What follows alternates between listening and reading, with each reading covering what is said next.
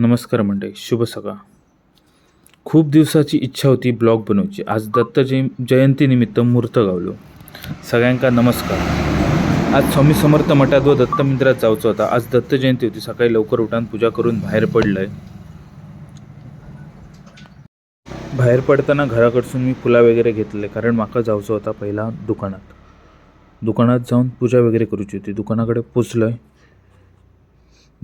पोचून मी पूजा वगैरे करून घेतली आणि थोडं वेळ बसलाय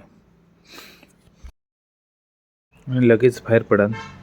समोरच पेट्रोल पंपावर पेट्रोल गाडीत भरलं आणि बाहेर पडले. पेट्रोल पंपापासून बाहेर पडताना मी मनात ठरवलं की स्वामी समर्थ मठात पहिले जाऊया, कारण आज ब्लॉगची सुरुवात स्वामी समर्थ मठातूनच करूया. स्वामी समर्थ मठात पोचलोय, केळी वगैरे सगळं घेतलंय आणि स्वामी समर्थ मठात दर्शनासाठी निघालोय.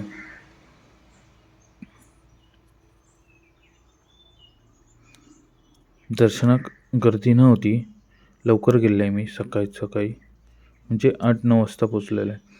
दर्शन वगैरे करून झाला आणि भूक लागली म्हणून आम्ही काळ्यावाटाण्याची उसळ आणि घावणे खाऊ गेलो. 1 नंबर चव.